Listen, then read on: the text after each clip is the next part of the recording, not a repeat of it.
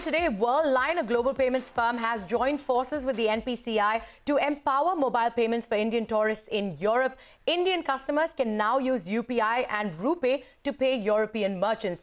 Ritu, take us through these details. How soon will this happen?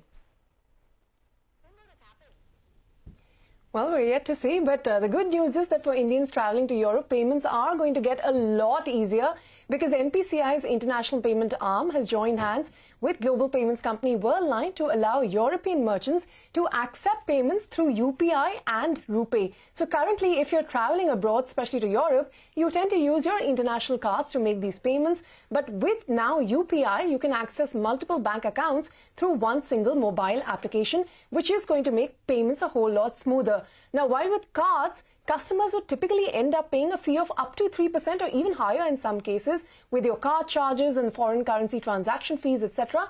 It remains to be seen whether or not UPI transactions will be charged any higher overseas than they are in India. Now, NPCI will first introduce this for Indians traveling to Belgium, the Netherlands, Luxembourg and Switzerland, and then expand it further in Europe. Now, these transactions will be facilitated through Worldline's QR-based payment acceptance product, and it is estimated that pre-pandemic, as many as 10 million Indians were traveling to Europe each year, and that number is only going to increase as COVID worries subside. So a significant number of travelers who are going to Europe do stand to benefit.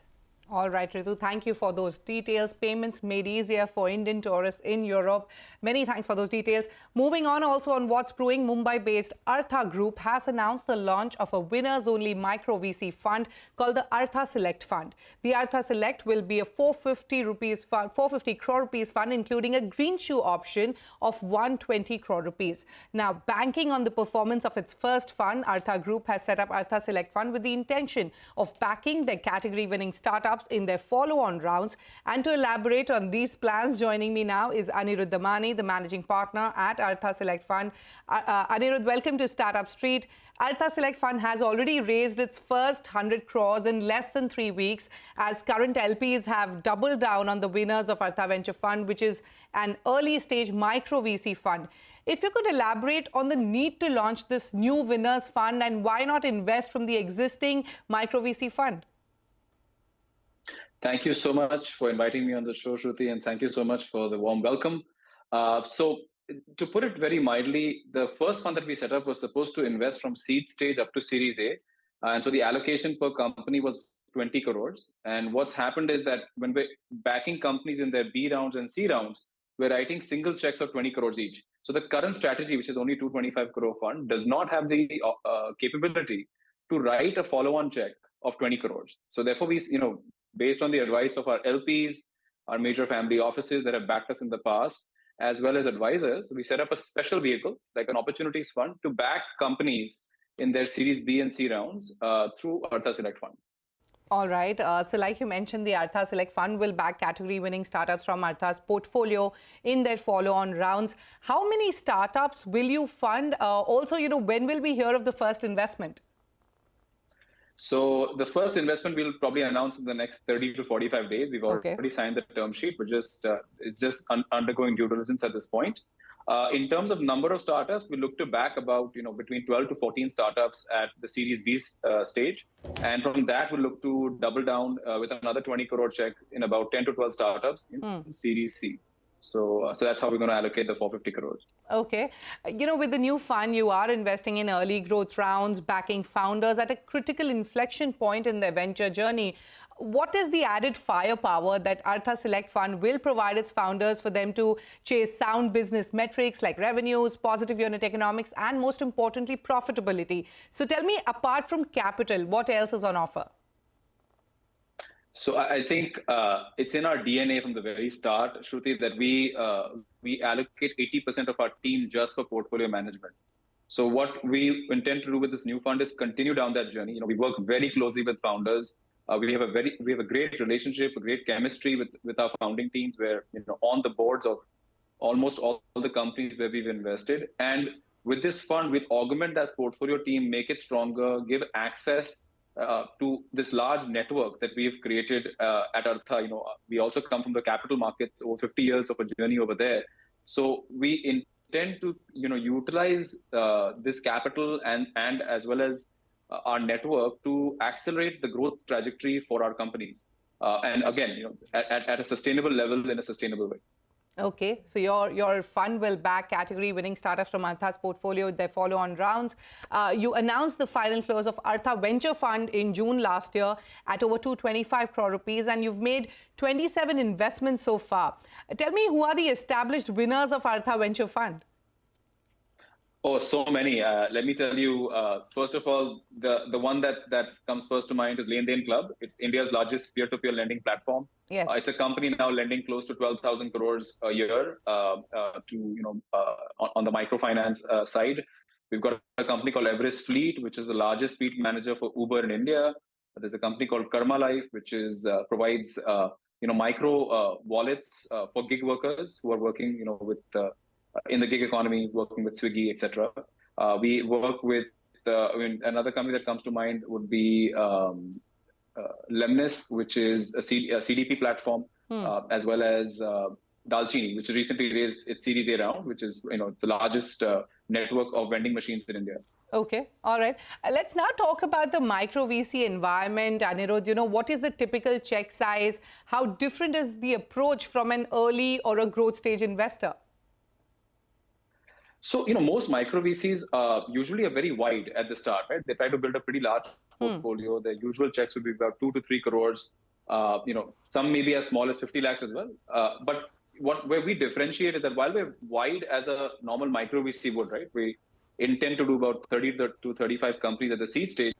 What we've created something very unique in India is that we are able to give access to 75 crores of follow-on capital for a company that enters us at the pre-seed level through our Artha Access program, which is where we co-invest with accelerators. So any company, right, we're probably the only domestic fund in India now where we can give a clear access to an early pre-seed company that as long as you're performing and as long as the metrics are in the right direction, we can give you access to 75 crores worth of follow-on capital across your seed to Series C round.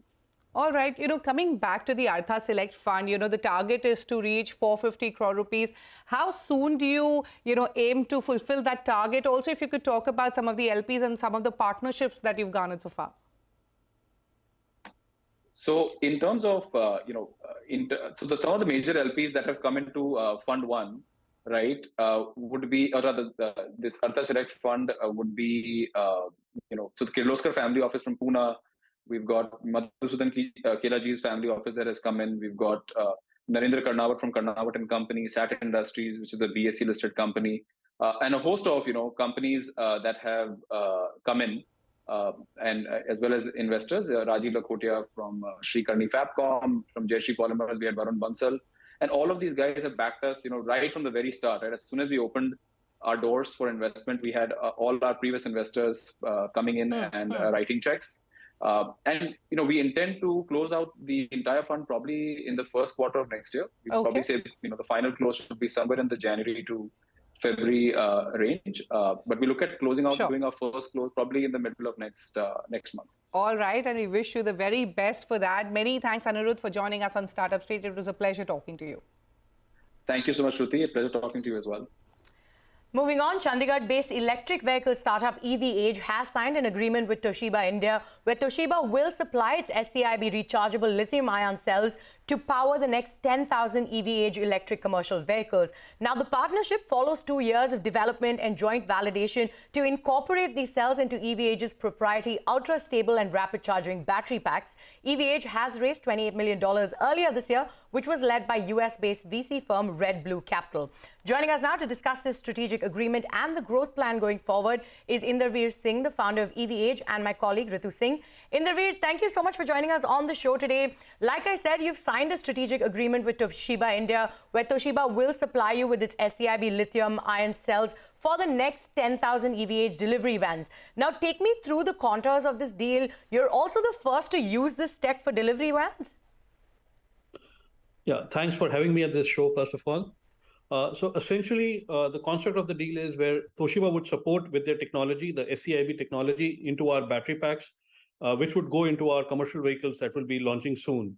And the support from Toshiba would be grade A because we're getting a tried and tested entity which has been into the market for a lot of years, supporting with their technology. They are critical to India and to our customers because they are one of the safest packs that we have made right now. It is stable at 65 degrees centigrade, and which is ultra critical for electric vehicles in India specifically due to the tropical conditions that we face.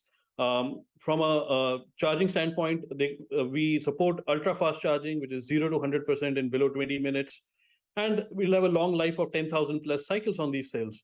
This is a very unique proposition that we have been able to create using the underlying SCIB technology and our battery packs that we have built on top of it. And it's a pleasure to bring such great technologies to India and support developing the EV ecosystem here. Right. But in there, your cost and margin targets, how is this deal going to help you meet those? So, the biggest thing is that we need to have a more stable and a reliable battery pack, which can sustain the use and abuse that we have in India due to the tropical conditions that we are facing here. As long as we can create a sustainable, stable battery pack, which can perform as and when needed, the payback would be there in terms of the performance benefits that our customers will get through a better TCO. All right, you've also deployed these trucks with your clients for testing at this point. Can you take us through the current demand you're seeing for your vehicles, and what's your order pipeline? Also, how competitively are you priced at this point?